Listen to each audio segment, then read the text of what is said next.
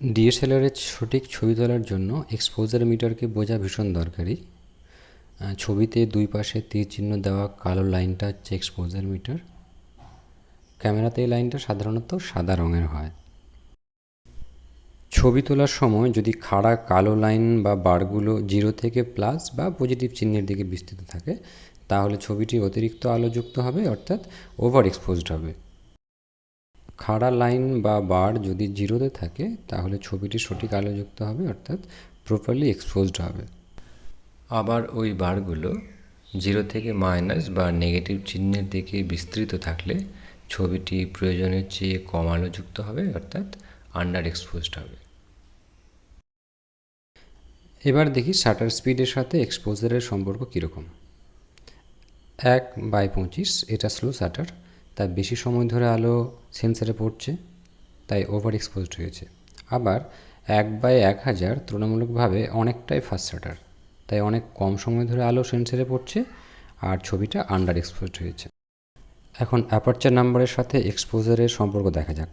Aperture f4-এ আলো বড় বৃত্তের মধ্য দিয়ে গেছে, তাই আলোর পরিমাণ বেশি, সেজন্য ছবি ওভার এক্সপোজড হয়েছে। আবার তুলনামূলকভাবে f22-এ আলো ক্ষুদ্র বৃত্তের মধ্য দিয়ে গেছে, তাই আলোর পরিমাণ কম আর ছবি আন্ডার এক্সপোজড। আইএসও এর সাথে এক্সপোজার কীভাবে বদলায় সেটাও আমরা দেখব। আলোর উৎসের কোনো পরিবর্তন করা হয়নি। 8000 আইএসওতে ছবি ওভার এক্সপোজড হয়েছে।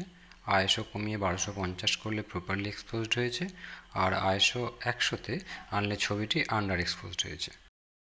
এবার আমরা প্র্যাকটিক্যালি দেখব কিভাবে শাটার স্পিড, অ্যাপারচার আর আইএসও নিয়ন্ত্রণ করে সঠিক আলোযুক্ত ছবি তোলা যায়। প্রথমে আমরা আইএসও আর অ্যাপারচার অপরিবর্তিত রেখে শাটার স্পিড আর এক্সপোজারের সম্পর্ক দেখব। বস্তুটি ওভার এক্সপোজড অর্থাৎ বেশি আলোযুক্ত অবস্থায় রয়েছে। এখন শাটার স্পিড হচ্ছে 1/25।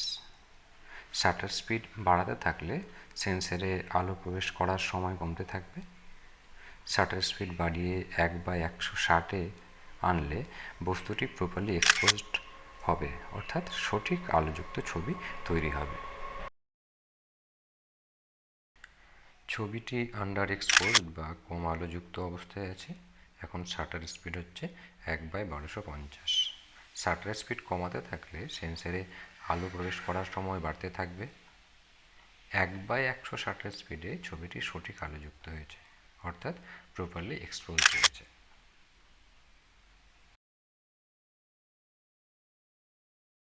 এতক্ষণ আমরা যে ছবিগুলো পেলাম সেগুলো পাশাপাশি রেখে দেখতে পাবো অ্যাপারচার আর আইএসও না পাল্টে বেশি আলোযুক্ত ছবির ক্ষেত্রে শাটার স্পিড বাড়িয়ে আর কম আলোযুক্ত ছবির ক্ষেত্রে শাটার স্পিড কমিয়ে সঠিক আলোযুক্ত ছবি তুলতে পারছি। এবার দেখি আইএসও আর শাটার স্পিড অপরিবর্তিত থাকলে অ্যাপারচার নম্বর এর সাথে এক্সপোজারের সম্পর্ক কী হয়। ছবিটি ওভার এক্সপোজড অবস্থায় আছে। ছবিটিতে অ্যাপারচার নম্বর আছে f4। অ্যাপারচার নম্বর বাড়াতে থাকলে আলো প্রবেশ করার পথ ছোট হতে থাকবে। অ্যাপারচার নম্বর f10-এ এলে ছবিটি সঠিক আলোযুক্ত হয়েছে, অর্থাৎ প্রপারলি এক্সপোজড হয়েছে। আবার এই মুহূর্তে ছবিটি আন্ডার এক্সপোজড বা কম আলোযুক্ত অবস্থায় আছে। অ্যাপারচার নম্বর আছে f22। অ্যাপারচার নম্বর কমাতে থাকলে সেন্সরে আলো প্রবেশ করার পথ বাড়তে থাকবে। f11-তে ছবিটি প্রপারলি এক্সপোজড বা সঠিক আলোযুক্ত হয়েছে। আমরা পাওয়া ছবিগুলো পাশাপাশি রেখে দেখতে পাচ্ছি আইএসও ও শাটার স্পিড না পাল্টে ওভার এক্সপোজ ছবির ক্ষেত্রে অ্যাপারচার নম্বর বাড়িয়ে আর আন্ডার এক্সপোজ ছবির ক্ষেত্রে অ্যাপারচার নম্বর কমিয়ে সঠিক আলোযুক্ত ছবি তুলতে পারছি। শাটার স্পিড আর অ্যাপারচার অপরিবর্তিত রেখে এখন আমরা আইএসও ও এক্সপোজারের সম্পর্ক দেখব। ছবিটি ওভার এক্সপোজড আছে। এখানে আইএসও আছে 8000। আইএসও নম্বর কমাতে থাকলে প্রয়োজনীয় আলোর পরিমাণ ক্রমশ বাড়তে থাকবে, কিন্তু আলোক উৎসের পরিবর্তন করা হচ্ছে না, তাই ছবিতে আলোর পরিমাণ কমছে। আইএসও 1250-এ আমরা সঠিক আলোযুক্ত ছবি পেয়েছি। আবার আইএসও 100-তে ছবিটি আন্ডার এক্সপোজড বা কম আলোযুক্ত আছে।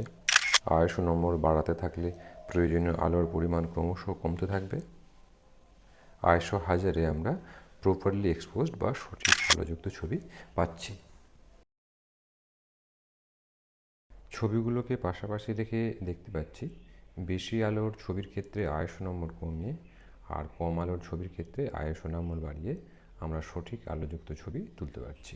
সঠিক আলোযুক্ত ছবি তোলার জন্য আমরা ISO, শাটার স্পিড আর অ্যাপারচার নম্বর এর মধ্যে একটা, দুটো কিংবা সবগুলোকেই আমাদের প্রয়োজন মতো পরিবর্তন করতে পারি।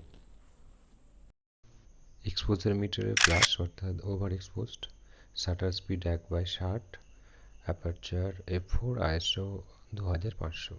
প্রথমে শাটার স্পিড বাড়াচ্ছি 1/60 থেকে 1/100, আলোর পরিমাণ কিছুটা কমেছে। অ্যাপারচার f4 থেকে f5 করেছি, আলো আরও কিছুটা কমেছে। ISO 2500 থেকে কমিয়ে 1000-এ আনলে ছবিটি প্রপারলি এক্সপোজড হয়েছে।